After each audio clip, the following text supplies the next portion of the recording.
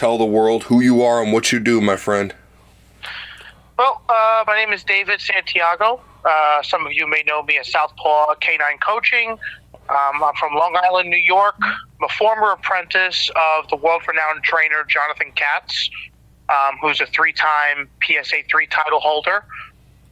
Started training dogs about 7 years ago, and it has become my lifelong passion. And I'm very grateful for dogs. My first working dog, Opie, Southpaw Opie, as we call him, is what got me into the trade and really turned me into a dog man. So I credit everything to him. I only have one tattoo on my body, and it's of that dog itself. So it's very, very near and dear to my heart. Very nice. Well, a huge shout out and big salute to you. Welcome to the family. You and Blackjack have just been registered as Bred family members, and we're so happy to have you, especially what you do. I mean, I went through your content, and I mean, you are just working and working and working and working, and a huge hats off to you and Blackjack, brother.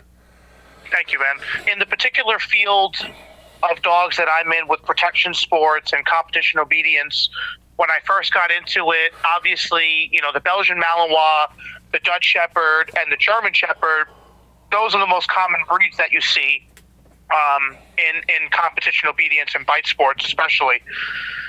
Excuse me.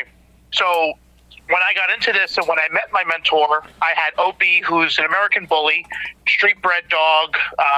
His mother was off of some razor's edge blood, and his father is too, I believe, even though I've never been able to actually track down proof of that. That's what I was told. I had my hands on him. I saw the dogs, and I started getting into training. I joined a club, and everyone was like, okay, you can dabble with this guy, but eventually you're going to want to get a Malinois. That's what my club told me at the time. Eventually you're going to get a Malinois. You'll get a quote-unquote a real working dog. As much as I listened to them, I just never could stomach it. It just wasn't. I've always been a fan of the terriers. My grandfather was into terriers, and he told me that terriers have the heart of a lion, and no dog can compare to them. And that's what I always wanted. And being in New York, pit bulls are put on a pedestal. And I use pit bulls in this conversation as the umbrella term. So people are going to quote me and say bully, an American Pit Bull Terrier, and this, that, the third. Around here where I come from, pit bulls are pit bulls. That's what they call them, right? I know the difference between them, and I can distinguish that, but just for the sake of conversation, that's what I'll be using. So I never accepted the fact that I was going to get a herding breed. I never wanted one for myself. It's not my kind of dog. And after I got my PDC, I started working on my PSA 1. For anyone who doesn't know what PSA stands for, it's Protection Sport Association. The fastest growing dog sport in the world right now. So I compete in that, and I compete in something called APPDA, American Protection and Patrol Dog Association. So all competition obedience, bite sports. My dog, Opie, is the first bull breed to ever obtain a PSA 3, which is a very, it's definitely not low-hanging fruit. It's a hard title to get for anyone that has any, background in that sport. They know he's the 43rd dog in the world to do it. And then that led me to getting Blackjack. Blackjack is the dog I always wanted, right? Blackjack is game bred through and through, the real American Pit Bull Terrier, and he acts like it. It's in his temperament. It's in his genetics. He's hot. He's been hot since day one when it comes to anything on four legs. Being able to transition him to man work was not very difficult. And he's my new dog that I'm campaigning with now. We just got our first leg of our PSA 1 about 2 days ago at a local trial that we hosted, my club, Bad Company Working Dogs, so I'm pretty proud of that. And, yeah, man, it's nice to just have, for as long as I've had a bully at the end of my leash, it's really empowering to now have the real deal American Pit Bull Terrier at the end of my leash as well. 100%. Yeah, I can stand behind that. I just got my my Sorrells puppy from H. Lee Robinson, and nice. I mean, it is just a different animal. But I mean, and for the people out there who were like myself at one point and thought, oh, it's so hot-headed and so tunnel vision that it lacks intelligence. No, it does not. Yeah. No. That's a very smart animal. Now, one thing I wanted to ask you is, you said it wasn't very hard to transition the dog from being hot towards animals, which is its natural instinct, to being man-focused. How did you go about doing that? So when I was first getting started, the old school dog men by me obviously would look down upon bulldogs doing man work, right? So dogs work in two drives, right? You have your defense drive, which comes from a place of fight or flight. Any animal has that. And then you have your prey drive, right, which is more predatory. The game bred dog, works primarily in prey. So when it sees that other dog at the other end of the box, it wants to kill that dog. That's its goal, right? What we do in the man work now is I can change that target from that dog viewing an animal or another dog as its target to now viewing the man as the target. So basically, I'm just changing the targeting on the gun, right? I had you pointed at dogs now I have you pointed at man. I don't want the dog to be necessarily, people maybe get it misconstrued where, oh, well, you just made the dog a man biter. Yes, technically he's a man biter now, but he's not working in that capacity in his brain. That's not his perception. Right? His perception is he's in the box, but this time the other end of the box is two-legged and has a distraction in his hand, whether it be a stick or a clatter stick or a bag or a guy with a ski mask, whatever the case may be. But if anyone could see my dog's work or other well-known bulldogs that I know in the game, those dogs are working in prey as well. Okay. Yeah. And what are some of the things that are done in PSA? Because I'm not entirely familiar with PSA. What are some of the things that you do to stress test these dogs while they're actually in the moment and it's going down James Brown and they got to act? Well, like anything else, it's all in the foundation. So I've done extensive research. I've never rolled dogs, but I'm obviously a big fan of the history on where this breed comes from. I tried to study as much as I could on how these old school dogmen schooled their dogs, right? Mm-hmm. They let their dogs mature. They let them grow up. They schooled them on various different game and various different experience levels of dogs they would roll with. And it's very similar to what we do in protection work as far as when I start the dog, obviously, we let the puppy mature. We grow them through the ranks. We increase the levels of pressure as we continue in the foundation, and we try to increase and bump up that nerve threshold as high as we can. Some dogs are born for it. Some dogs are born for the job. Some dogs are not, right? Mm-hmm. Some dogs, I find myself almost begging them to work and doing everything I can to raise that threshold so they can handle the pressure. And then you have dogs like Blackjack who are just born for it, and everything I threw at that dog, he would spit right back at me and pass the test with flying colors. Once I was able, and not all bulldogs can translate. I tell people this, like, not all dogs can work and do man work and view it the same as what they view naturally. It doesn't always translate. When you find one that translates, I would be willing to say there's no dog in the world like it. Mm-hmm. There's, the ultimate combat breed is the American Pit Bull Terrier. So, once I bring that dog on the field and I'm confident in knowing what he does, you can't. That dog will never turn away. He'll die before he runs. He'll die before he turns away and tail tops. It's just not. It's not in his vocabulary. So. Right. Raising them up and putting them under different stress tests and showing them different environmentals and personal pressure and man pressure. And, when you get to the upper levels, we're throwing buckets of water at these dogs. You got 4 guys fighting these dogs in a cage with chainsaws going and leaf blowers and clatter sticks and you name it. The dogs that I run, they thrive in that environment, right? I kind of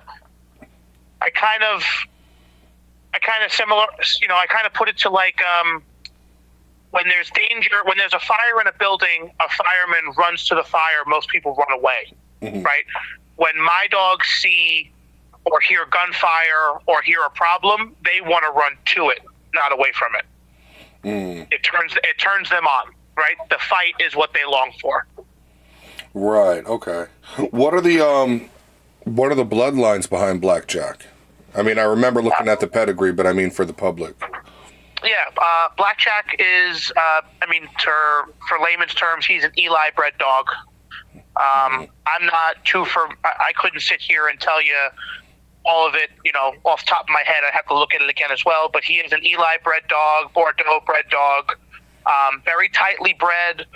I've had certain individuals that I respect look at his pedigree, and he's extremely tightly bred, actually, line bred. So he's begging for an outcross now. His father, Gambit, had a pretty good reputation around here locally for sport work and even some box work as well out here. So the dog was able to do both, and he was proven in both territories like that. So when I got a phone call locally that cops raided this house for dog fighting, and the father Gambit was actually shot by the police because when they got there, I guess the dog was loose in the house, and the police were knocking on the door, and due to redirected aggression, the father grabbed another dog in the house, and they wind up just putting him down. And someone called me and goes, "Hey, man, I know you work with pit bulls. We got a bunch of puppies here that we don't know what to do with. And around here, if a game bred dog goes to a shelter or a pound, they're going to put it down right away." So I went there. By the time I got there, Jack was the last one available. He was just kind of sitting in the corner, afraid of his own shadow. And I picked him up, brought him home, gave him a bath, gave him something to eat, and the rest is history. Ever since then, he's just been a really good dog, just gifted, naturally gifted. What a story! Yeah, I raised him. I raised him next to a dog that I had purchased from a breeder from New York City. So I raised two males together these last 2 years, and it's funny. I got Blackjack from the hood. I paid $50 for that dog. I paid $1,500 for another male 2 months apart that I raised together, and the $50 dog is the one who wound up being worth something. And the dog that I spent a bunch of money on from a breeder, unfortunately, didn't work out for me in the work. He wasn't a true worker for this type of stuff, right? Right. He didn't have enough aggression. He didn't have enough. Again, I'm going to throw this term out there. It might make some people cringe, but he didn't have that gameness factor to him that I look for.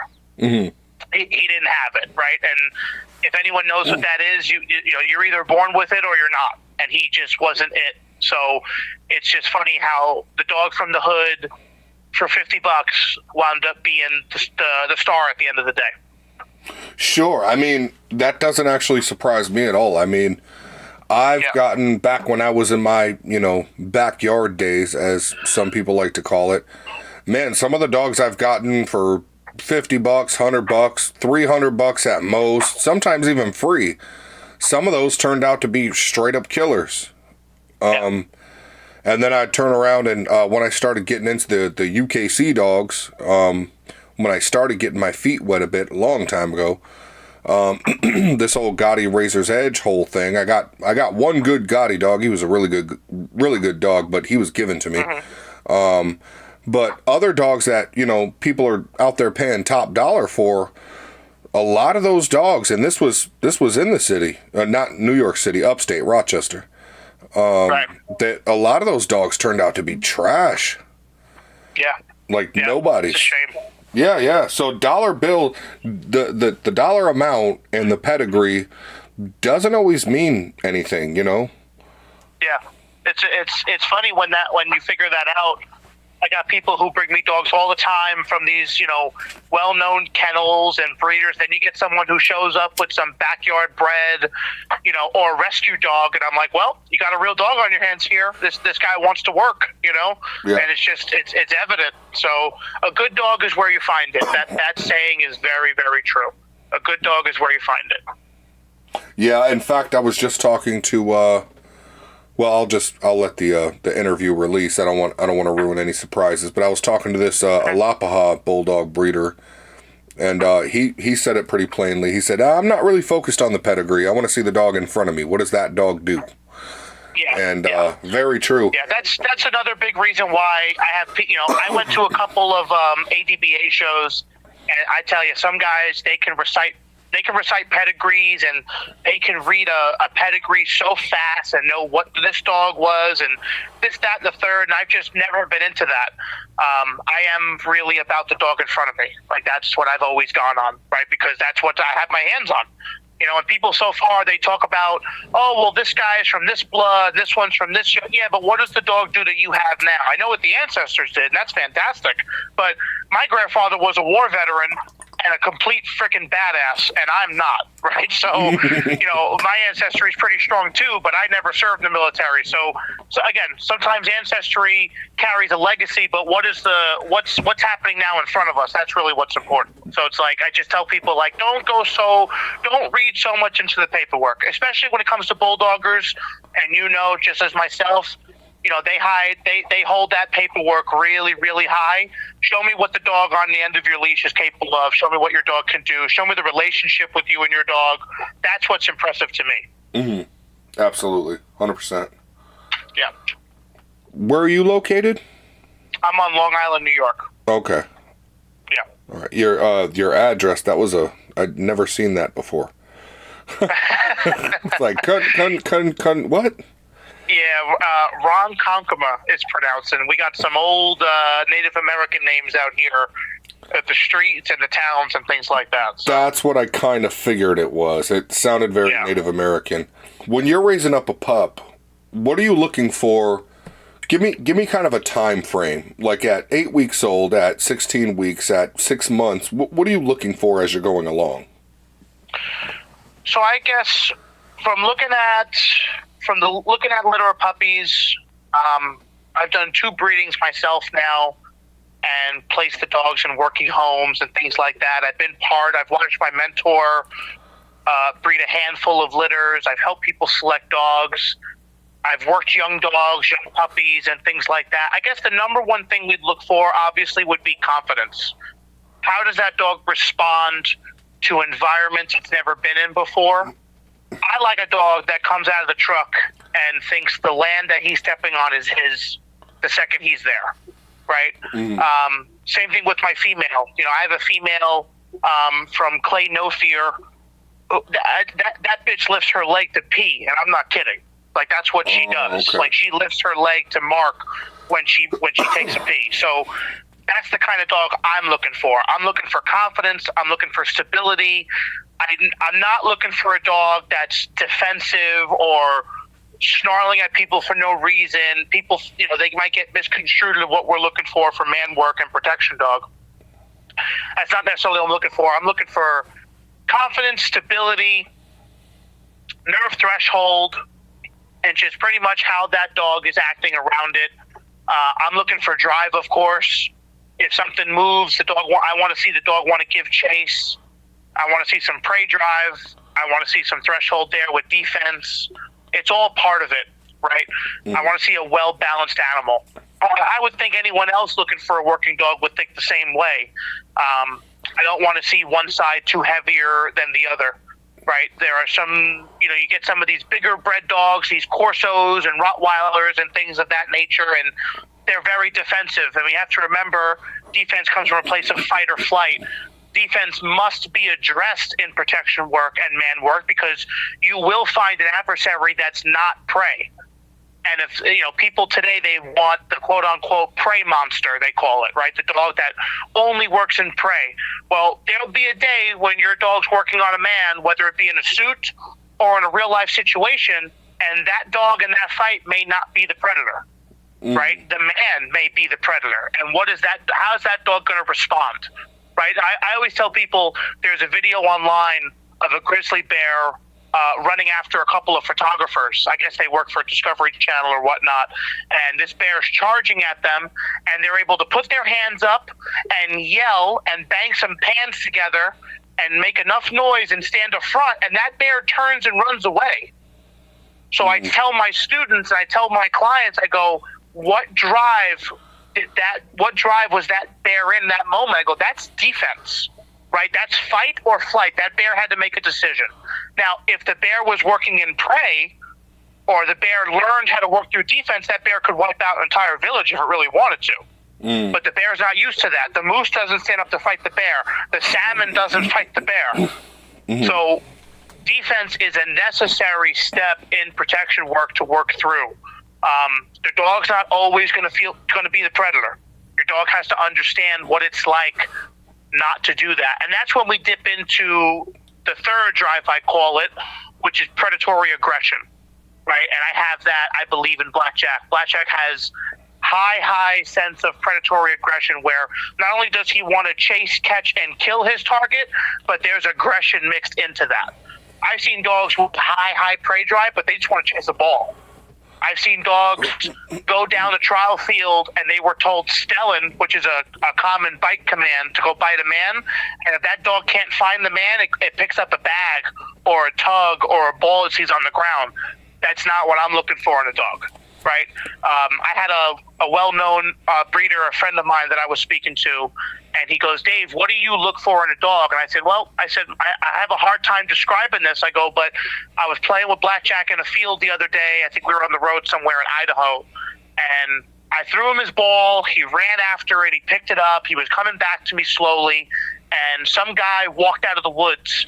He walked out of the woods. He was probably about 50, 60 yards from us. Blackjack stopped, looked at him. His ball fell out of his mouth, and he just stared at the man. And I wound up calling him back to me because obviously there was no reason to do anything further. I says, but that's what I look for in a dog right there. I look for some natural suspicion in that dog. I look for confidence. Blackjack knew in that moment if I would have told him something else, or if that person were to do something else, that ball is now irrelevant. We don't even want that ball anymore. We want live prey, right? We want what the next fight's going to be. That's what I look for. That's what I look for in my dog. So as much as I do the sport work and I love competing, my dogs have to be protection dogs for me first and foremost. If I'm at the gas station and something happens, or something happens at my residence, something like that, I want to know my dog can answer the call for me. That's what I got into this for. I never thought I would be a competitor. I just got into this because I wanted to train my first dog in protection and get into bite work, and I thought it was a purposeful thing. Out in New York, we don't hunt, right? We don't hunt. I do some fishing. We did some fishing growing up and things like that, but it's Long Island, New York. We got different things over here. So having a dog at the end of your leash that can protect you on the street is extremely valuable. Extremely valuable.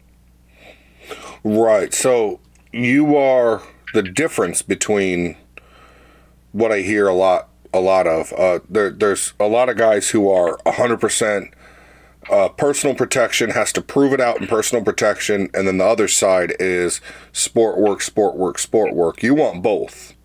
I need both. You got to be able to do both for me. Now let me ask you this: when you say aggression, and if we translate that to human emotion, you want that dog to feel a sense of anger in combat, correct?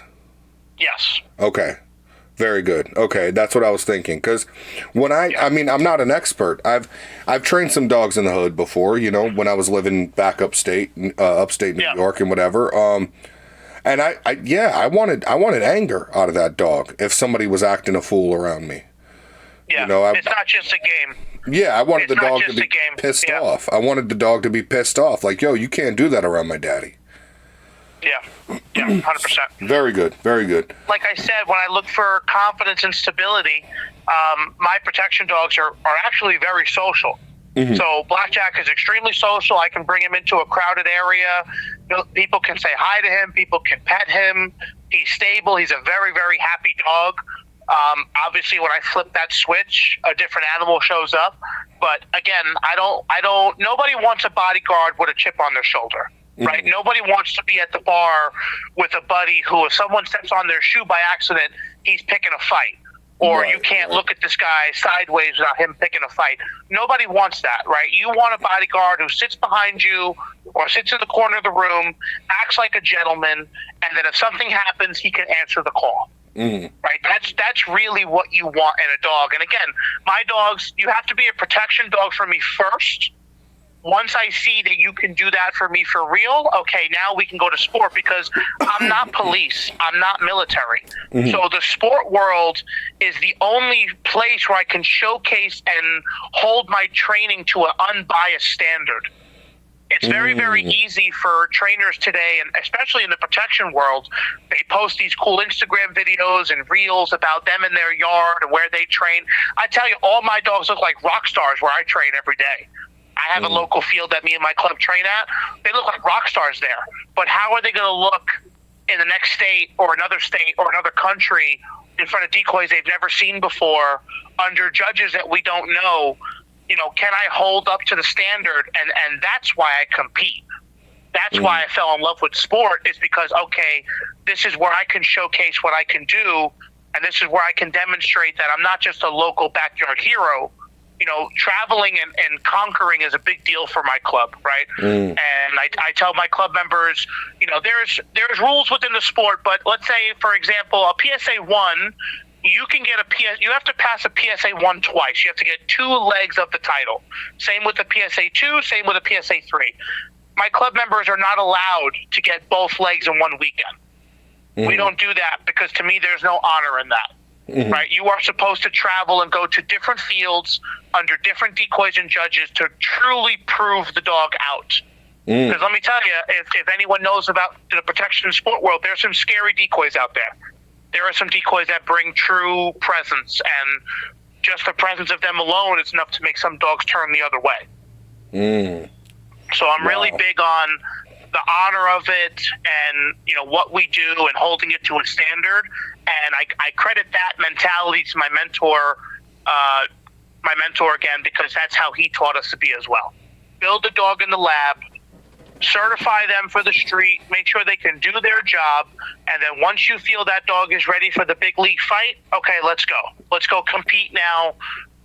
Let's go to different trial fields, let's travel, let's test. That to me is the true test. You know, and nobody wants to see anybody fail, but you know, let's be real. People love to see people fail, right? That's just the life we live. So, you know, once if someone's dog gets ran off a field or something happens, it's all documented forever. That's how it works in this industry. So people love to talk smack. So I just encourage my people to, let's get out there. We test at home. We make sure that dogs can handle it. We build them up properly. And then once we feel the dog is mature enough and ready for that fight, okay, let's hit the pavement and see what happens, you know? Right. Okay, so when you're at home with Blackjack, wow, I mean, people were tripping over his photos and everything. But when you're at home with him, is there still a lot of training involved when you're at home, or when he's at home, is he just a dog just chilling? Yeah, people misconstrued and think, even some of my club members, you know, they think I train every day, and that could not be further from the truth. I'm naturally a pretty lazy person. Right. if I'm not training on the field, I'm on the couch or lounging around the house or running errands or living a normal life. I like my dogs to do the same thing. I love taking my dogs to the water to go swim. I love taking him to the field and playing fetch with him. Blackjack loves to run on the slat mill. If you give him a few minutes, he can settle down on the couch and curl up, and that's why I love pit bulls, because they can sleep for 3 months straight if you ask them to, and just feed them. They got no problem just lounging on the couch and sleeping, as long as you give them something to eat.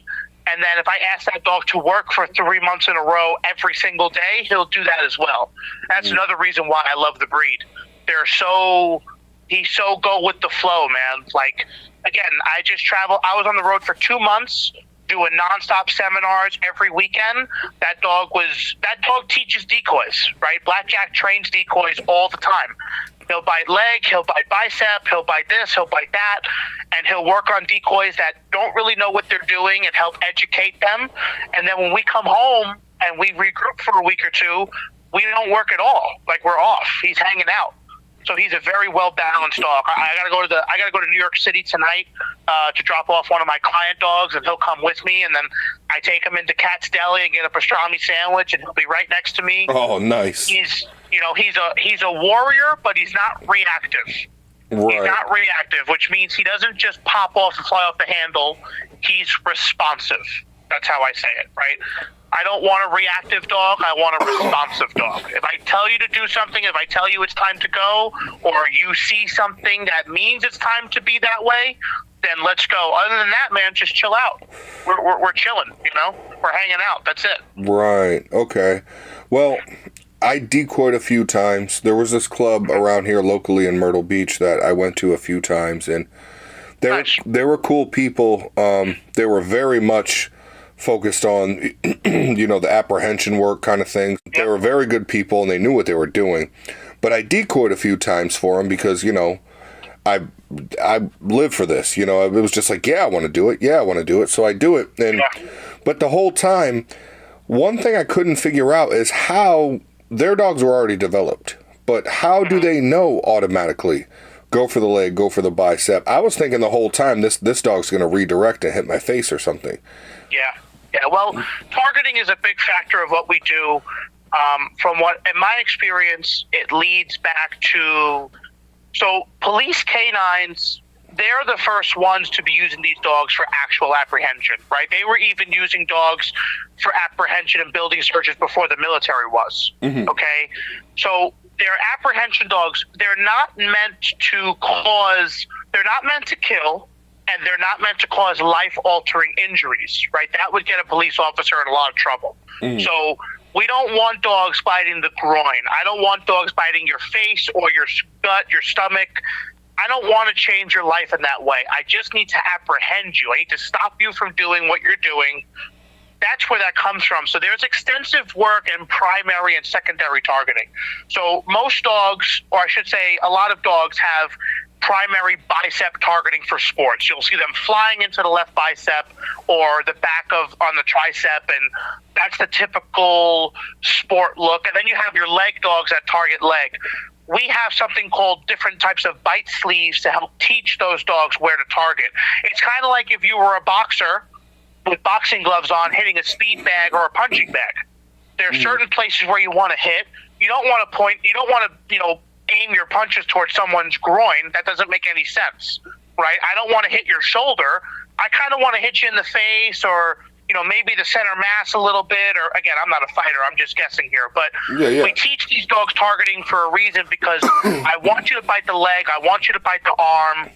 That's where I want you to be comfortable. That's what I want you to search for first, right? I want you to go through that checklist before you grab something else. Now, don't get me wrong. I tell my decoys this all the time. If you don't give a dog real estate, if you don't give a biting dog a place to go, they'll find a place to go, and you may not like where they find it. Okay. So it's very important for that decoy. That's why you'll see presentations in sport work, right? Decoys will come out with their left arm pointed kind of out on a 90-degree angle, inviting that dog in to bite the bicep, or the leg will be present so a dog can take a leg. You'll see that in PSA a lot where they open up and invite that. Even in other sports like APBTA, they may not have a presentation, but that real estate's available for that dog to grab because they want the dog to go there. So we teach the dog through these before a dog bites the bite suit and eventually can, bite a man for real or bite a man with a hidden sleeve, let's say. They've gone through extensive training on teaching them where to target. So biting a face has never been on the menu for them, right? It's never been, they never had success doing it. They know not to go there. A properly trained dog will never target someone's face. You just never see it. Normally, if a dog bites someone's face, if a dog lets go of a bite to redirect someone's face, that what I would consider an untrained animal, B, a dog of low nerve threshold. A dog that's being pressured too high, and he came off that bite to go to your face to kind of back you up in a sense, like that dog is losing the fight in that case. That's where that comes from. That's a nervy type of response. It's an act of desperation, basically. Absolutely. And I've seen it happen. I've had a few dogs come at my face. I had a dog, actually it was a pit bull, American Pit Bull Terrier. She was on my bicep, And I saw her thinking about it. I saw her eyes looking at my face, and I wasn't quite sure what she was thinking. And once you feel that grip loosen up, I mean, she snapped at my face like as fast as a rattlesnake would. And I was able to back up just fast enough, but I knew what she was doing. But that dog was being pressured way more than its nerve threshold could handle at the time. Okay. So a dangerous job what we do as decoys, right? Very dangerous, and there's a lot of equipment. There's a lot of equipment we use to try and limit that risk. But at the end of the day, you like you said, you got to be fast, and you got to be able to respond very quickly when you feel things start to shift. Okay. Yeah, I mean, for me, I just wanted to try it on for size, and for the people listening, a bite sleeve ain't shit. This one shepherd hit my bicep, and boy, that bite sleeve isn't shit. I was still bruised up all the way up my bicep. Don't think shit's sweet, man. That you still feel that bite. It's just not cutting your skin. That's all it is. Oh yeah, yep. I tell decoys all the time, if you don't feel it, then you ain't working that dog properly, right? Because people use, even the bite suit. We got teeth that go through the suit sometimes, and there's gauntlets and things we use to try and limit, injury and stuff like that. But at the end of the day, too, I compete in sport, but my passion is true protection work. So I want that dog to feel man through the suit. I don't want, my dogs are known where if they get someone on the suit and all they have is material in their mouth, they will shift and hunt to find the man under that suit. That's what they're trying to get at. They want you. And that's how I want my dogs to be, because let's face it, if you come and get me and you're wearing a thick Carhartt jacket or a real puffy North Face jacket, you won't catch my dog just pulling on your coat. That's not the way it's going to be. I want that dog to have a full pushing grip and be doing everything it can to bite the man, man or woman, let's say. But there are dogs you see in the sport world, that's where it gets misconstrued. There are dogs that only want to bite material because that's what they're trained to do. They're trained to bite the suit or to bite a sleeve. They're not trained to bite man. They're just sport dogs. There's nothing wrong with that, right? People have different tastes. I'm just, like you said before, I'm one of those where you got to be both. You got to do both for me. Which makes it very difficult to be my dog. Right, right. Just to get some perspective here. All right, so my Sorrel's bitch, my mentor, H. Lee Robinson, he hooked me up with this puppy. Great dog. Prey. Wants to bite everything. Nice. She's about, I'm very impressed by her so far. At this age, where she's 5 months old, what are some of the professional tidbits you would give me that I should be doing with her? 5 months old for a puppy, a working prospect puppy. I want to expose that dog to as many environments as I can. So I want to take that dog to public places. I want to go to parks. I want to go here. I want to go there. I want to see how that dog responds in different areas. I want to, like you said, she's chased. It's a female, you said? Yeah. Or male? Female. So she's chasing stuff. She wants to bite. I'm doing floor pole with my puppy. I'm introducing my puppies to the slap mill. This is the introduction phase for me. So I'm just kind of showing you the world, right? I want to show you everything that you're going to wind up be doing and seeing where your strengths and weaknesses are. Do you have a problem, walking over a sewer grate? Do you have an issue if we go to Tractor Supply and you've never been in there before and it's crowded?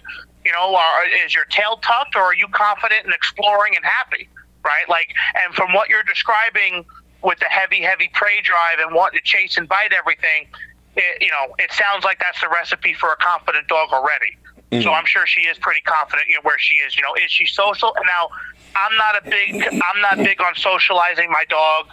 People today are like, oh, you gotta socialize. I don't really care for that. All you gotta do with my dog is be my friend. You gotta love me.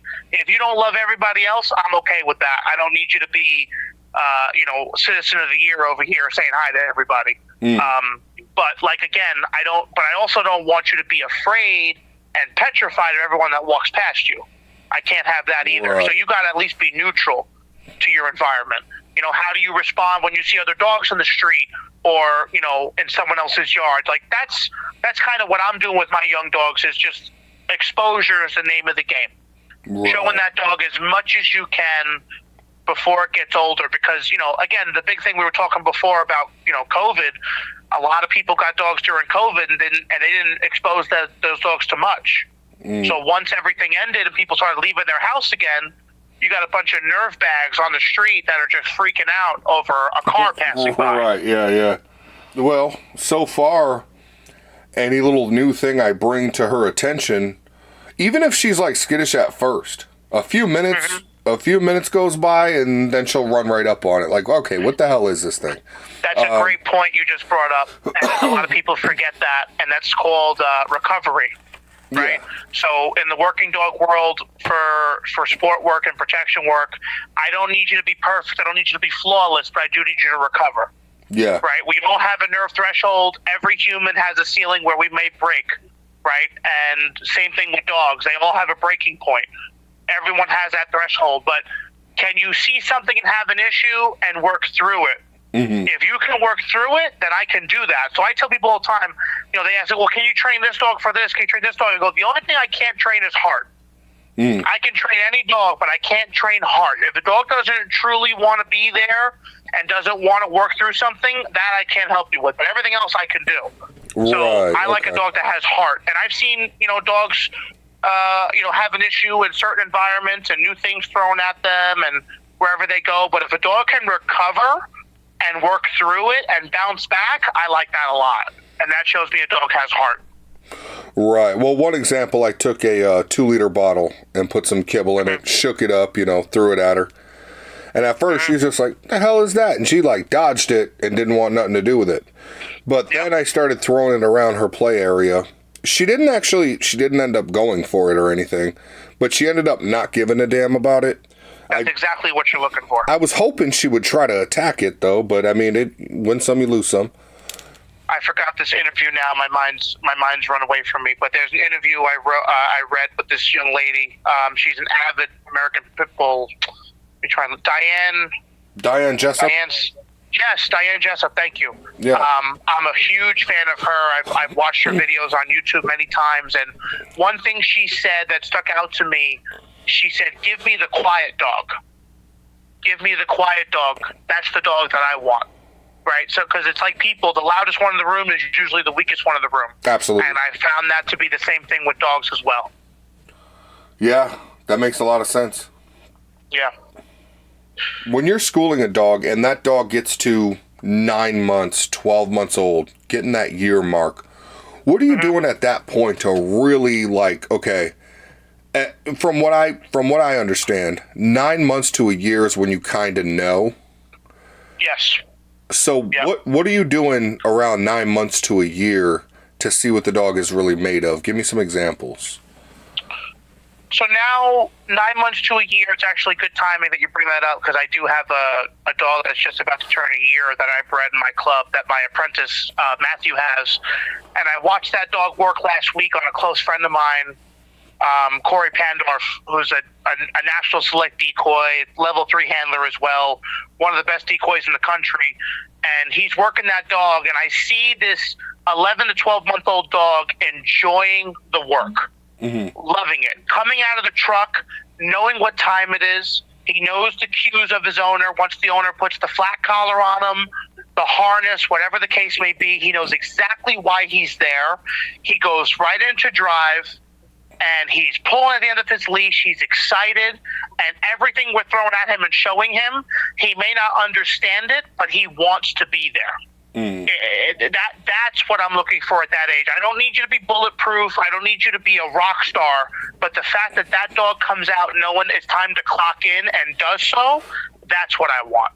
When I see a dog that I call it calling out sick, right? My dogs don't call out sick. So if I take you out to work, you can't tell me, I don't feel like doing it today. Right? When I see these dogs come out, they'd rather sniff the ground, they'd rather chase a butterfly, or they want to take a pee instead, they want to go to the bathroom, they want to eat grass.